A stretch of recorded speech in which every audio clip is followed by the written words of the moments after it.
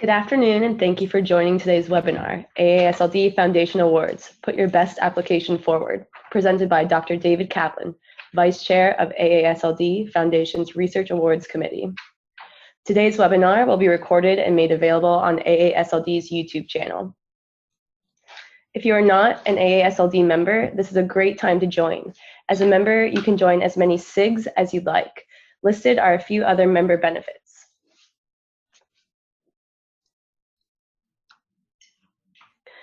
AASLD has many upcoming meetings covering a variety of topics.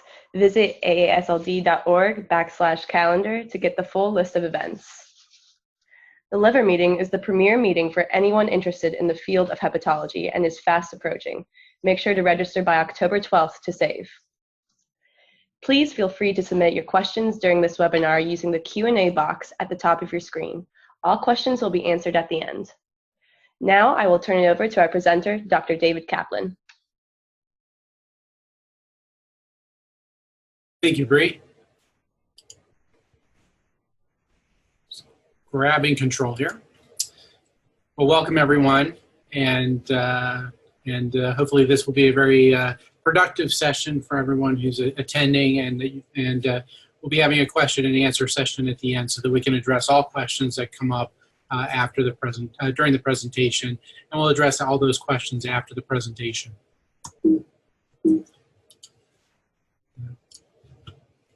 Just need to advance. There we go. So I'm Dr. David Kaplan. I'm Associate Professor of Medicine at the University of Pennsylvania, and I run the liver program at the Philadelphia VA. I will be assuming as of November the chairmanship of the AASLD Foundation Research Awards Committee.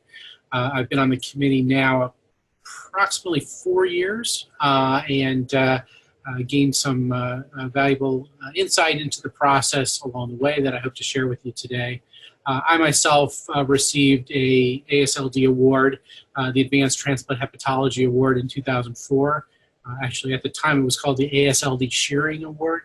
And it was a really important award for my career, and it was really a springboard to my career in hepatology. And that's what we look at these awards as, and I think you'll get the sense of that.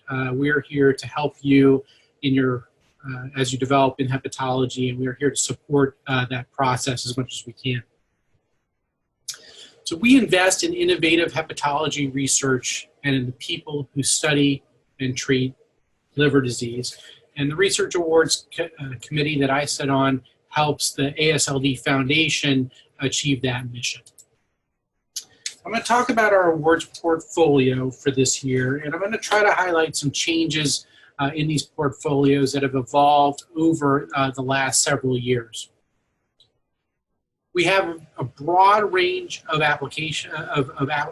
award processes that address the full gamut of career development, from awards from advanced practice providers, pre-doctoral fellows, residents, fellows and postdocs, junior faculty, and now some mid-career awards. And we're going to go through those. We're going to address the awards, these 7 awards in detail over the next several slides. And I'm going to highlight some of the updates that have occurred with these awards over the last several years. So these are some of the updates to look out for. We have some new bridge award funding cycles, and I imagine this may be a source of some questions at the end. This was done to better align with NIH and VA funding and review cycles to give investigators a better chance of having their summary statements and time to respond to those thoughtfully for the bridge application. We also have new special requests for applications in autoimmune liver disease, specifically in autoimmune hepatitis and primary sclerosing cholangitis. So if those are areas of your research focus, please pay attention to those updates that we have for this year. So now I'm going to go through the individual award descriptions, explain the mechanisms and what we're looking for in these applications. The first award that I'm going to discuss is called the Bridge Award. This is a clinical translational or basic science research award that has a term of 1 year The total award is $100,000, which is to support technical support or laboratory supplies, and up to $20,000 of PI salary. This is open to junior faculty through associate professors, and we're anticipating being able to provide 2 of these awards over the year. And this is specifically to support principal investigators who have recently submitted an NIHR award, R01, or other equivalent award like a VA merit, and have received a score that is competitive but were not funded. And the goal of this award is to allow investigators time to obtain additional preliminary data and strengthen their application prior to resubmission. The committee awards gives priority to investigators at the highest risk of being lost to clinical duties or other research areas. Candidates cannot have other federal funding or significant institutional bridge funding support, more than $25,000 excluding PI salary support. So we are looking for investigators who don't have other sources of funding and really need this bridge fund to stay in the field of hepatology.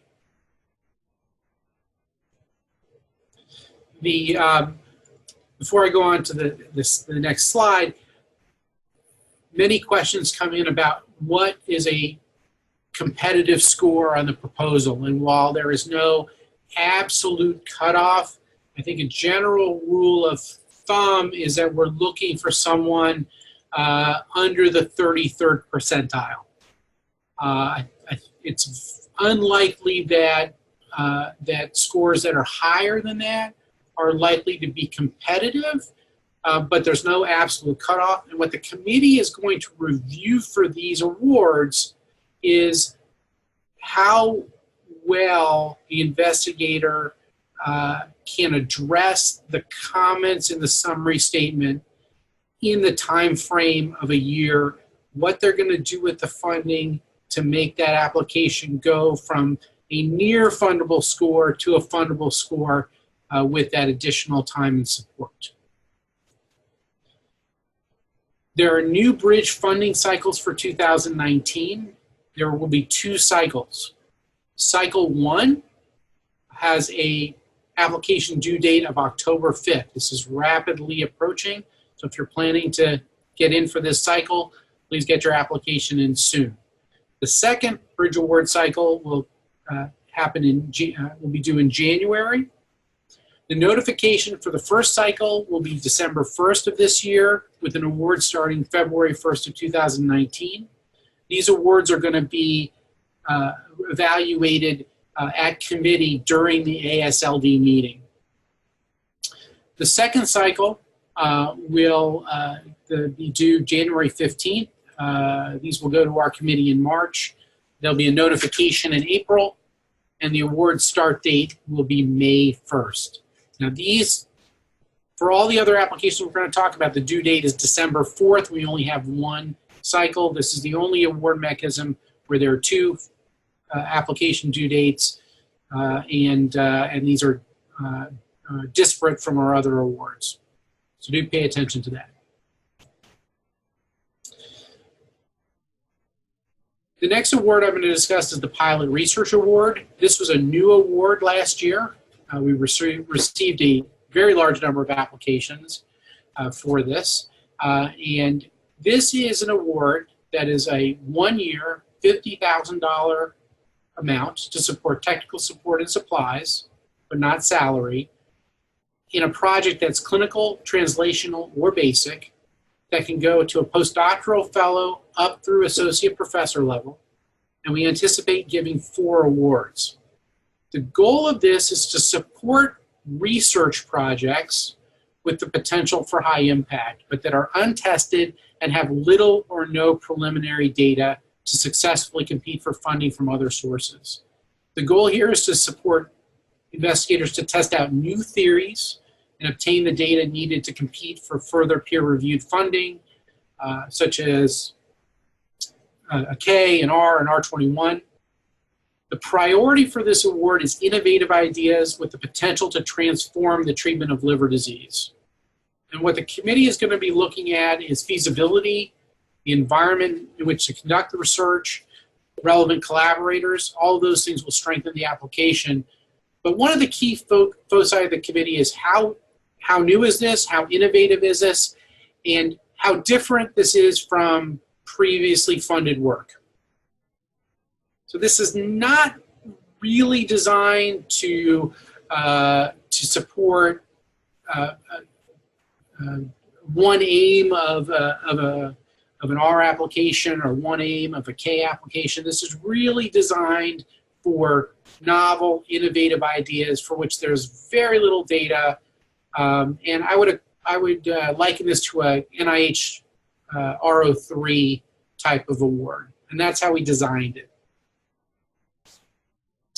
Now, for this year, we were very fortunate to receive a donation from the Gupta family.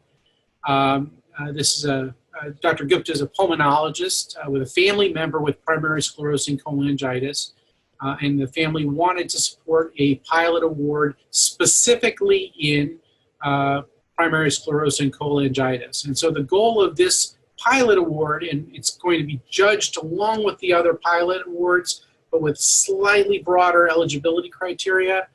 The purpose of this award is to support new and highly innovative PSC-specific research ideas that focus on questions pertaining to the pathogenesis, diagnosis, or management of PSC in children and or adults. So if you have a pilot project or an early stage project in PSC, even if it's not quite what we would consider a pilot, I would still encourage applying it for this mechanism. The donor is interested not only in pilot work, but work that's a little bit farther along in the process. Moving on. So there often are questions that come up because there is a separate funding mechanism called the Innovation Fund. The Innovation Fund is awarded by the AASLD Governing Board. The Innovation Fund funds innovative new ideas, devices, digital technologies, processes, or methods, but that are not designed to test a hypothesis, so that are not research. And these would be things like training curricula, medical apps, educational tools, or simulators. The Pilot Research Award is for research that tests a hypothesis. Just to clarify this, because it has been a source of some confusion in the past.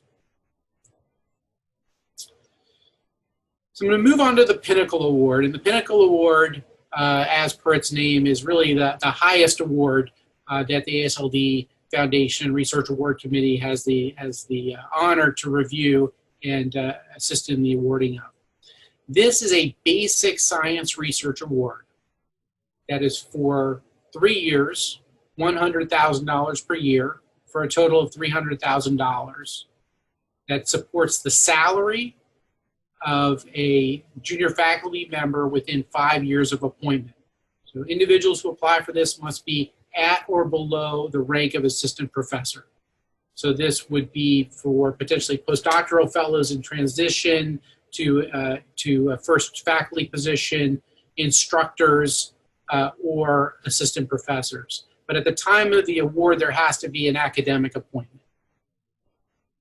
We typically are able to fund 4 awards in this category. And the goal of this award is to fund basic scientists as they work to attain status as an independent research scientist.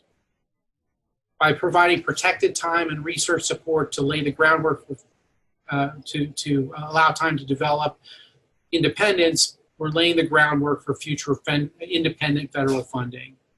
And we're trying to keep outstanding young scientists focused on liver-related research within the field. So this is basic science focused. This is the typical applicants for this award are PhD, MD, PhD candidates.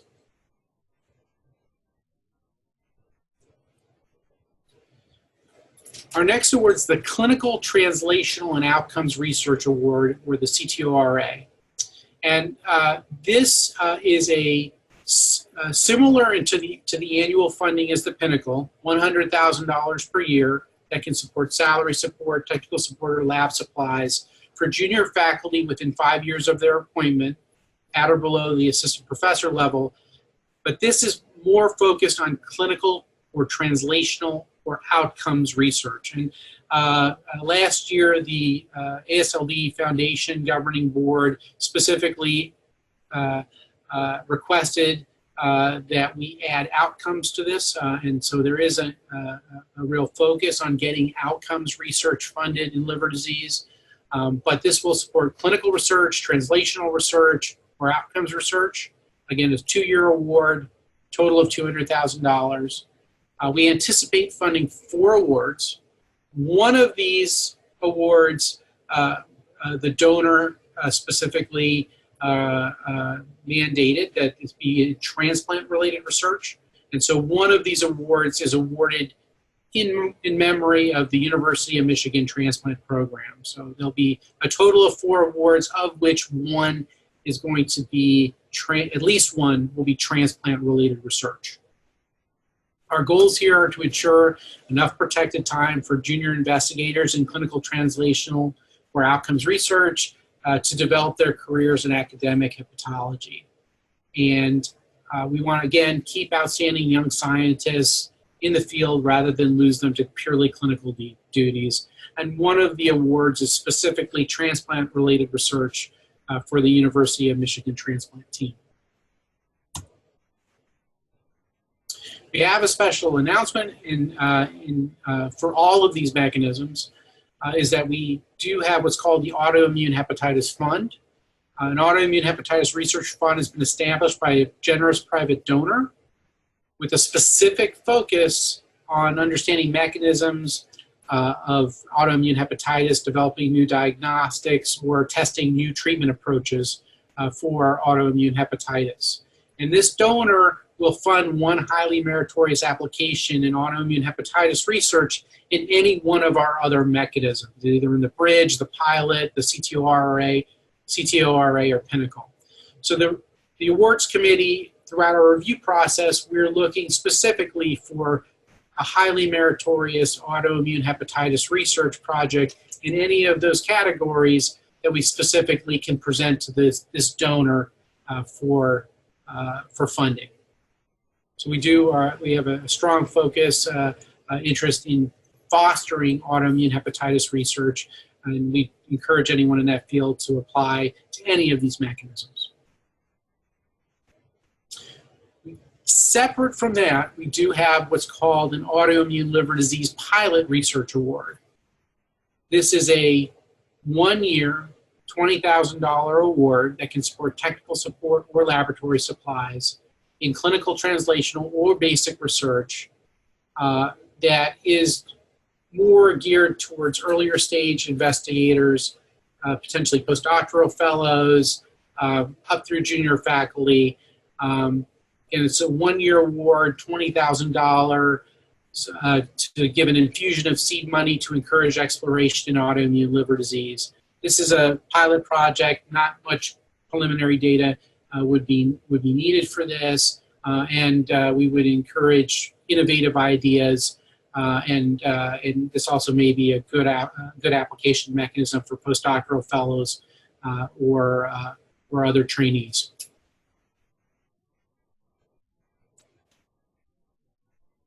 So just to summarize all of our potential funding in autoimmune liver disease, we have the pilot award.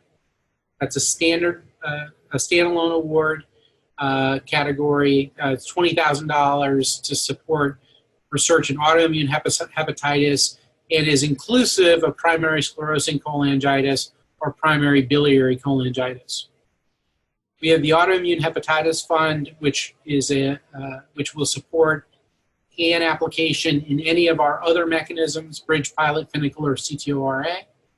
And we have the Gupta Family Research Award in primary sclerosing cholangitis, which will be a 1-year, $50,000 pilot award.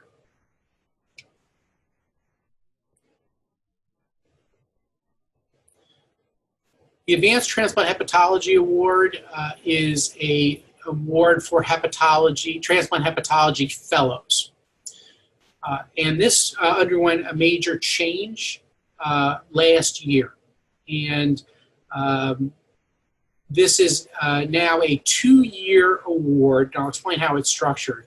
This is open to any transplant hepatology fellow or an individual who is going to start a transplant hepatology fellowship in the following academic year, either through the traditional track or the ACGME pilot.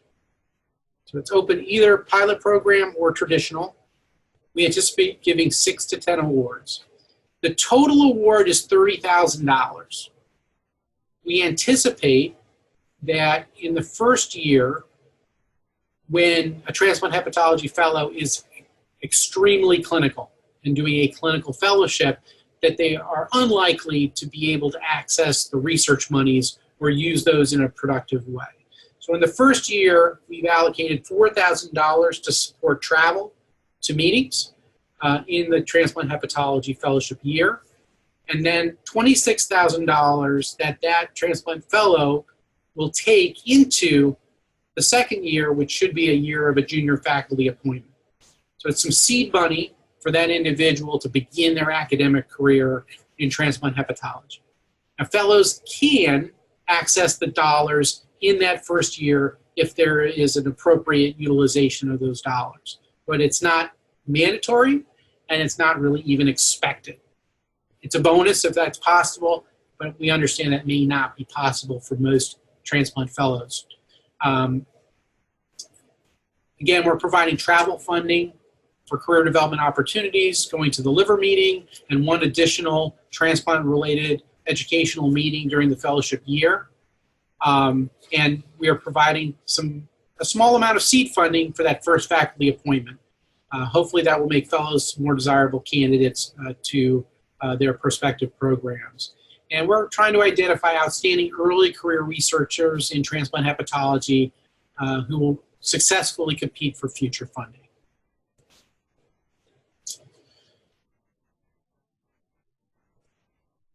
The Abt Hutchinson Lifer Award is an award specifically for postdoctoral or clinical research fellows.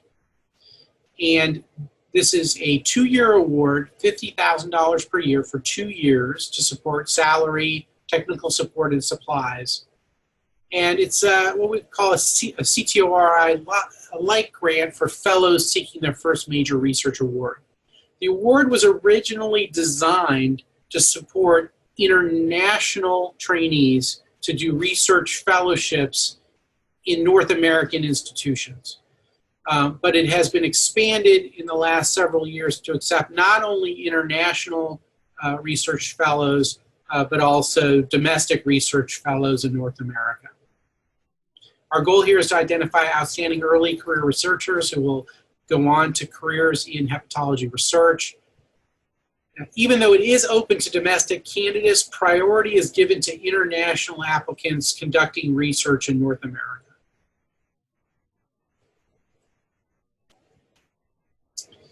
So that's we've gone through the 7 award categories that we have.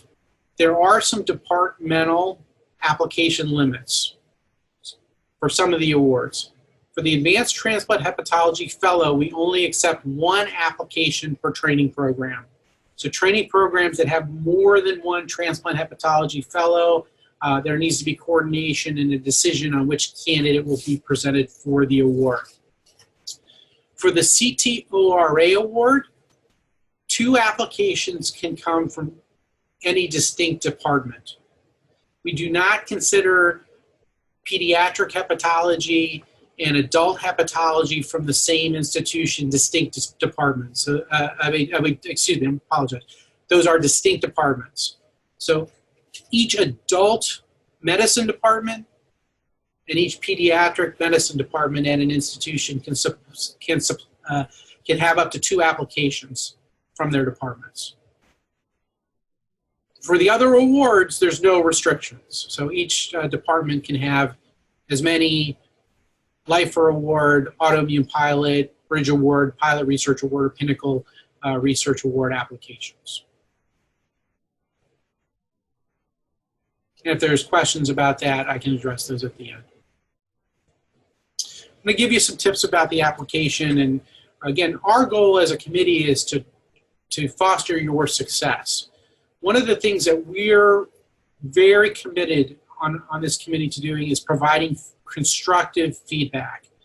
We can't award everyone, but we want to provide feedback to every applicant that will help them make the application better and have future success. So I'm going to go through the specific awards and again, some of the criteria that we're looking at for the evaluation. First, the Bridge Award. So again, this is an award for established investigators who are in transition from a K to an R or an R to an R, have a good score, but one that's not going to be funded and need additional time to respond to the summary statement in an effective way. So the committee is going to be looking at the background and professional potential of that individual, a lot of focus to the track record, how productive the investigator has been during the first R or K award, independence if that's appropriate for the award. We're going to be looking at the summary statement, and we're going to be looking at each of the priority scores, the overall priority score, and scores within each of the subscores in the summary statement.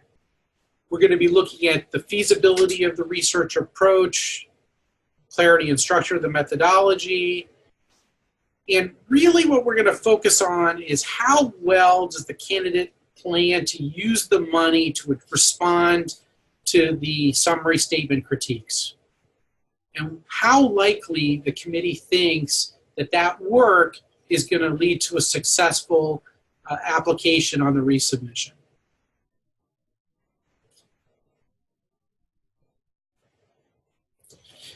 For all of our other applications, our review criteria are fairly standard. We're going to be looking at the candidate's background and professional potential, the training and experience in the proposed area of research, prior productivity in terms of publications, presentations, and awards, independence if it's appropriate for the award mechanism.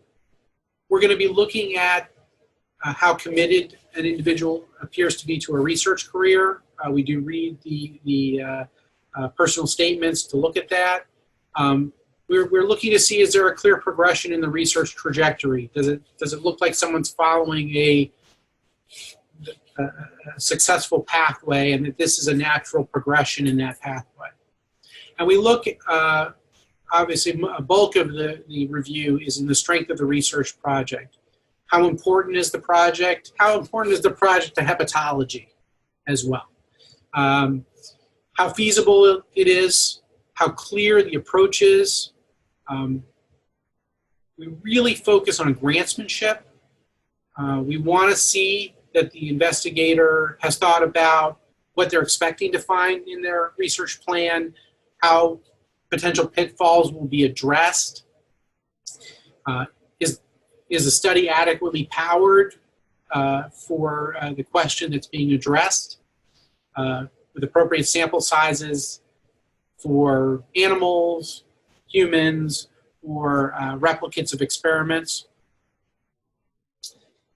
And we're looking to see, does the research have the potential to support the recipient in a future academic career as a physician scientist in hepatology? That seems a bit nebulous, but our committee is made up of 32 members of the hepatology community. Many are leaders in their disciplines. All have had research funding, supported mentees, and have a very good general sense of what it takes to be successful in the field. And so this is going to be something that the committee is focused on. Is this research project going to take this candidate to the next level in their career, whatever step that will be? And we are looking at the environment. Is this a supportive environment? We look at the mentor letters. We look at the department chair letters. We are looking to make sure that there's a strong letter of support, that both the mentor and the department are committed to this candidate's success. And you know, it's never a bad idea to provide draft letters to letter writers, to your mentor, to your department chair, what you want them to highlight in your application. Really talk to letter writers and tell them that, you know, and really try to get the strongest letters that you can. Because that really goes a long way with any research application, research grant application. We're looking at the environment. Is it suitable for the proposed project? Are the resources available to support the candidate? And again, is the candidate's institution strongly invested in their career and research? And the more that you can get the letter writers from your institution to show how much they're invested in your career, the stronger the application will be. Some general tips: read all the instructions. Please adhere to the length restrictions. Don't leave any of the required documents out, but don't try to add in documents that we didn't request. Provide details so the reviewers will understand what you mean.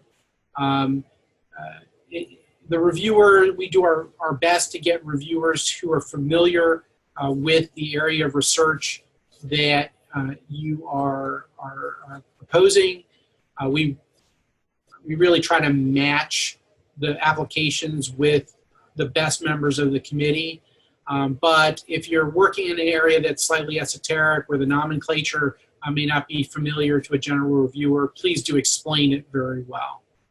Obviously, refer to relevant literature and think about your tables and figures. There's nothing a reviewer hates more than having to pull out a magnifying glass to see the type in a figure or table. Please make these legible, make them big enough. Make sure that they're showing what you think they're showing, and that they're proving the point that you're trying to the point you're trying to make in your preliminary data. Mentor supporting letters do count. Reviewers recognize form letters. So I would encourage you to really focus on your letter writers, making sure that they're customizing the letters for you and that they're very supportive. Be realistic with the aims. Some of our awards have a 1-year time frame, some 2 years. Really ensure that what you're proposing is achievable in the award time frame. If something has high risk and may not work, what's your plan B? What are the limitations of the approaches that you're using? You know, some problems that can come up. Tell us, you know, where you think that the limitations are and how you would address those. Focus on statistical data to support your methodology. Power calculations can make or break an application. If you don't have enough power, or we can't figure out your power calculations, if they don't make sense, it's going to hurt your application. Consult a statistician. Check your grammar and spelling, always important, and ask your mentor to review your application prior to submission for issues of grantsmanship that you may not be able to, may not have the experience at your point in your career to pick up. It's always important to get someone to review your application. Everyone who's submitting NIH-Rs and Ks are getting their application out to people to review the award, ideally 3-4 weeks before the due date, to give mentors a chance to review those and try to identify key weaknesses. And the earlier you get this to mentors, the better, even if it's not a complete application or just the specific aims to start. Get that to the mentor well in advance so that you can get feedback, because grantsmanship in these applications is really important. Through the review process and the evaluation criteria, we try to make this as transparent as possible. It's rigorous, and we try to emulate the NIH review process. All applications are reviewed by the committee. There are 32 members chosen for expertise and experience, and all are vetted researchers from around North America. And again, many are leaders in the field. When the application is received at the foundation office, it's given a cursory review to make sure that it's complete, that there's no missing documents, that everything is appropriate, and that individuals who are applying meet the criteria for the application. And so specifically, if you're a junior faculty member who's been in your position getting close to the limitation of that award, make sure it's very clear when you came on faculty and why you still are within either the 4 or 5 year limit that we have. And if you are too far from your first faculty position, unfortunately your application is just not going to be reviewed. And we apologize for that, but we have to have consistency. Committee members are provided some basic information about the applications that have been received to identify conflicts of interest. And so what a conflict of interest is that the reviewer is either at the same institution of the applicant or the mentor, or within the last 3 years has mentored the applicant for any award, collaborated with either the mentor or applicant, or has a previous professional relationship with either the mentor or the applicant. Research on the same topic does not represent a conflict, and that's actually a strength in a reviewer. Our reviewers are going to want to support your success even if it's in the same area of research that they are. Our committee really wants you to succeed, and the reviewers don't look at your application as competition. They want more people in the field. They want to support good research in their area, and they're going to support you. So we really we try to get reviewers who are in the same area as your application. 2 preliminary reviewers are assigned to the application, and again, they're assigned based on the expertise and conflicts of interest. If we need additional experts, we'll get them. So if we don't have adequate expertise on our committee, or there's too many conflicts of interest, we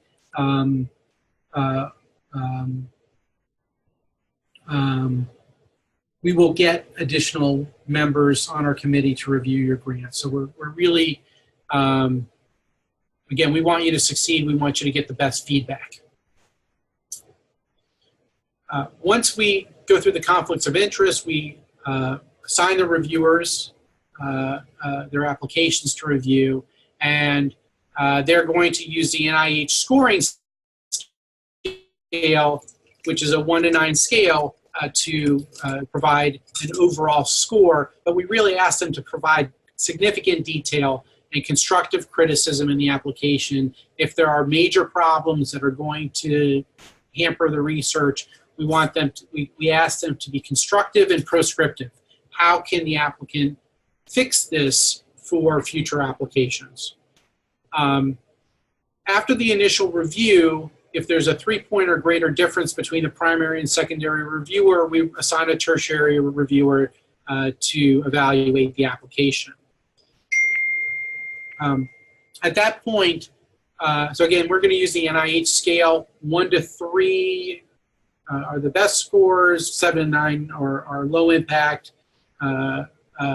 scores. We try to get our reviewers to use the entire range.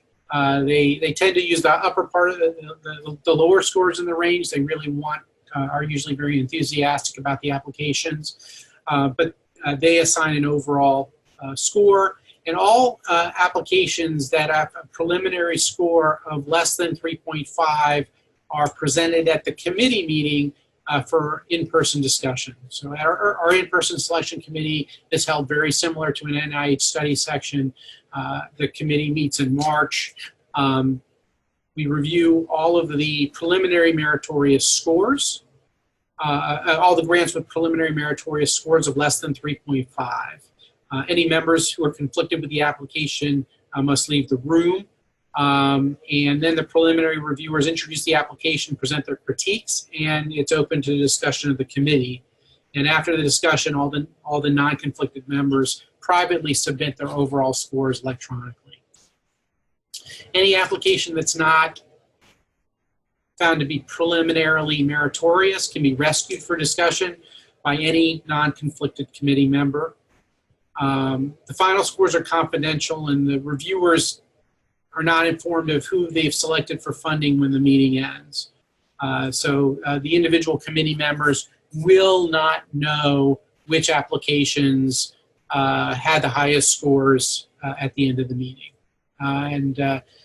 We ask you not to contact reviewers to ask them questions about the review process, and they will not discuss the review process with you. Our notifications based on the meetings, the December 1st will be the notification for bridge cycle number 1. Again, we're going to be having our mini study section at the AASLD meeting to discuss the bridge applications. For bridge cycle number 2, we will be announcing by April 1st and May 1st for all the other awards. You will get back hopefully very detailed comments about the review. We do redact these to make sure that they're appropriate comments. And we do include encourage non-funded applicants to reapply if they're still eligible in the next cycle. And our goal and what we instruct the reviewers to do is to try to be as proscriptive as possible to give you your best chance of being successful in the next cycle or for other awards, even if we're not able to award you this time. So with that, I'm going to now be available to address any questions that you might have. Submit your questions to the Q&A box at the top of the screen. And we'll see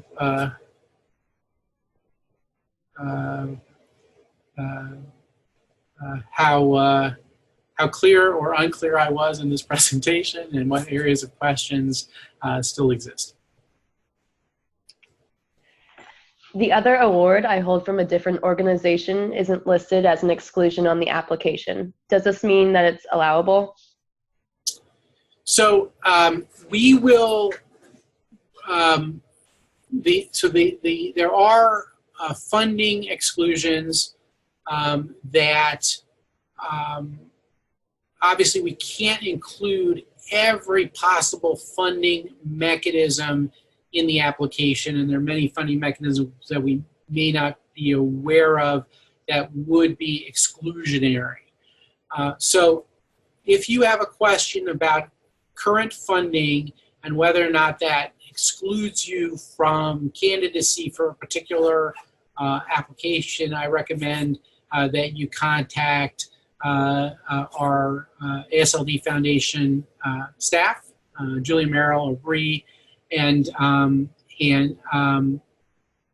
they will address your questions before you go through the application process. Is a future transplant hepatology fellow eligible for the Pilot Research Award? Yes. So the Pilot Research Award is open to applicants at every level of career development, and is so a transplant hepatology fellow, either a current fellow or a future fellow, if they have an appropriate pilot project, would be encouraged to apply. For the Advanced Transplant Hepatology Award, do future fellows need a letter of support from the department stating that they will stay on faculty at their institution? So the Transplant Hepatology Fellowship, we anticipate that many of the transplant hepatology fellows will move on to different institutions. after their transplant hepatology fellowship. So the transplant hepatology applicants do not have to have a letter from their transplant hepatology program stating that the transplant hepatology, that specific program is committed to a faculty position for them after completion.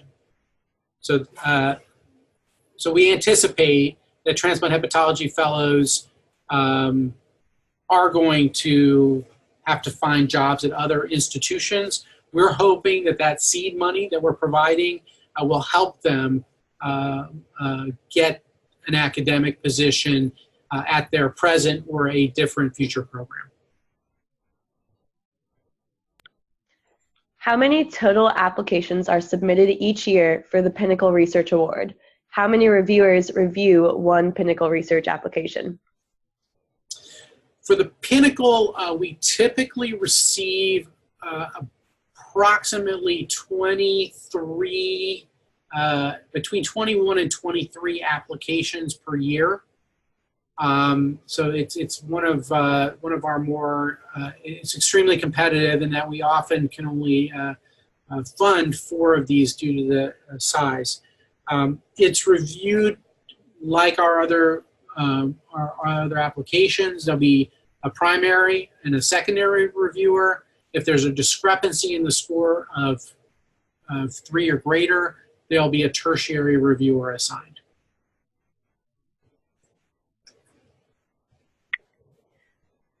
What if you are in the process of applying for associate professor?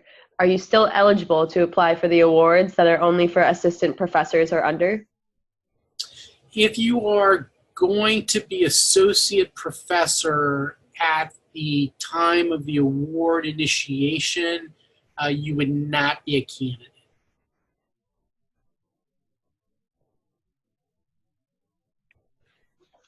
Is a second-year fellow eligible for applying for the Pinnacle Research Award?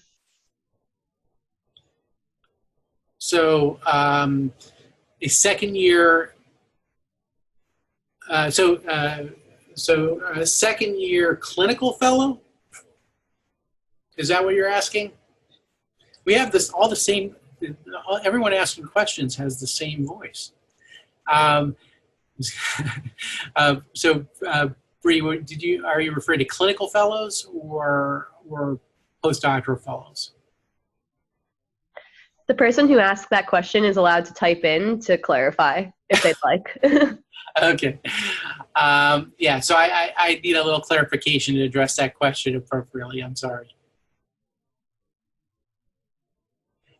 It very much depends on what academic rank the candidate will have at the time of the initiation of the award. So if there is a commitment to an academic position at the instructor or assistant professor level at the time when the award would be starting, then that individual should be a candidate for the award. And I'm just going to, Julie, I just want to just confirm with Julie that I'm not misspeaking about that point. So, David, I don't know if you saw that the person clarified that they're a clinical fellow who's currently doing research.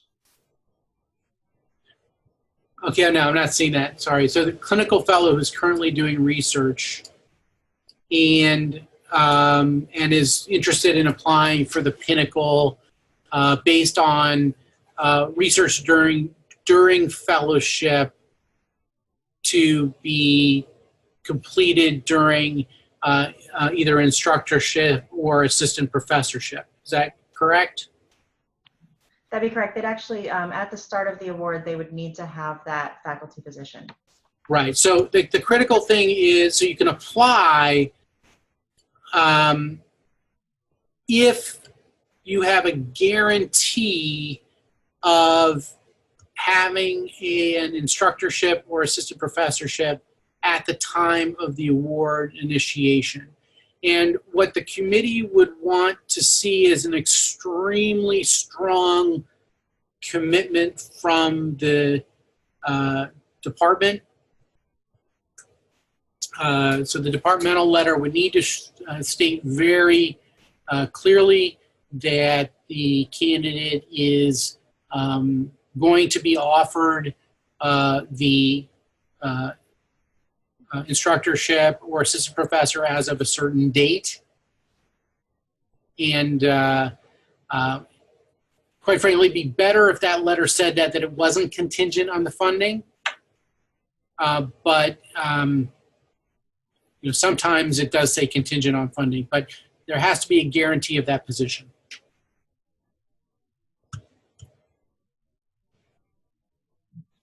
How many total applications are submitted each year for the CTORA Research Award? Is this a competitive award?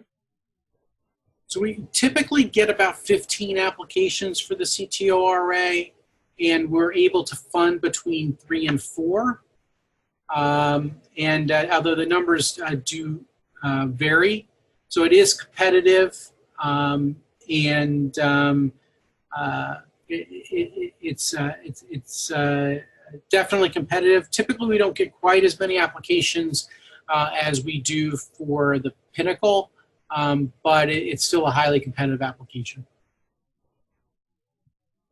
Can my mentor be at a different institution? Yes. So there's, that actually, I'm going to backstep from that. It depends on the level of the award. So for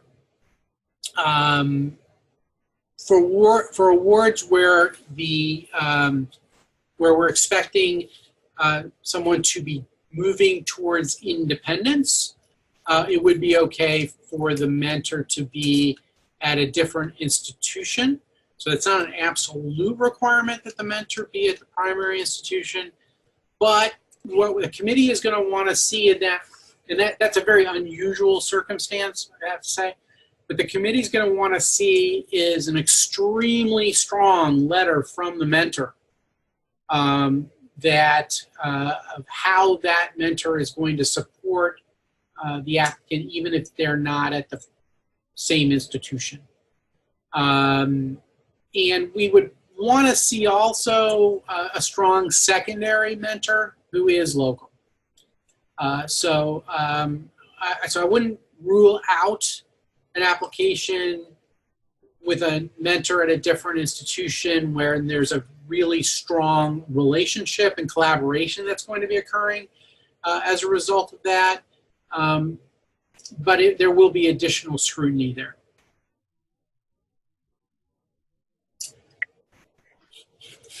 Can the Pinnacle research application be revised and resubmitted addressing the reviewer's critiques?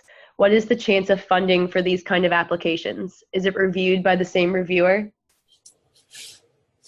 So we do encourage resubmission of Pinnacles, and I don't recall the absolute number, but I do believe at least one, if not two, of the Pinnacle Awards that we awarded, I think it was 2 Pinnacle Awards last year that we awarded were resubmissions. When the reviewer is still on the committee, we do assign the application to the individual who previously reviewed it. And if both reviewers are on the committee, we will assign both of those reviewers if no conflict has arisen in that time frame. But we strongly encourage resubmission. Resubmission applications that address the critiques and improve, are highly competitive and can and do get funded through this mechanism. If you receive an AASLD Foundation award and the funds are provided, and you subsequently receive an NIH award, for example, an R01, after the foundation award funding has started, will the foundation funds be canceled or will they continue? So what if an applicant receives funding that would be exclusionary for the grant mechanism after the fact, typically we do not continue funding. However, if there are extenuating circumstances, we do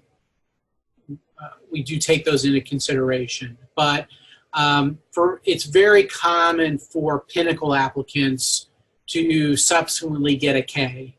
And once they get the K, they're no longer candidates for the Pinnacle, at which point the funding is ceased once the K starts, and that money is then returned so that we can fund other research. If I'm currently funded under a different AASLD Foundation award, am I eligible to apply for a pilot research award?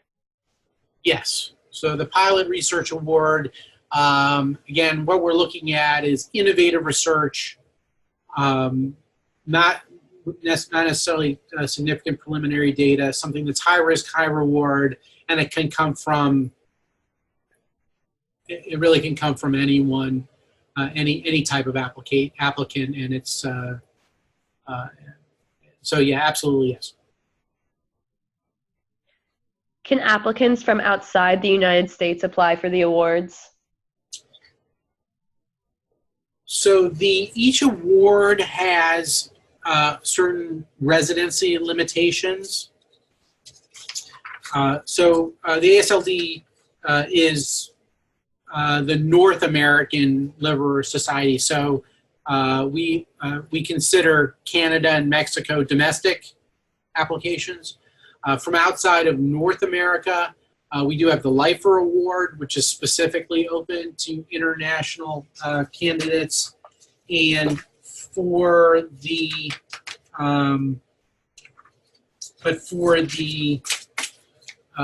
Pinnacle,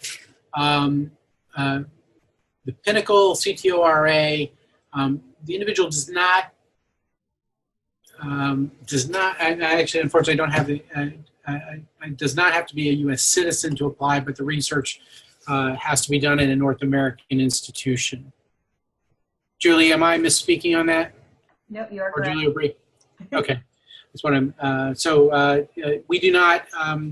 Some individuals, may not be candidates for K awards due to citizenship requirements, but our awards are not limited based on citizenship, but do need to be performed in North American institutions.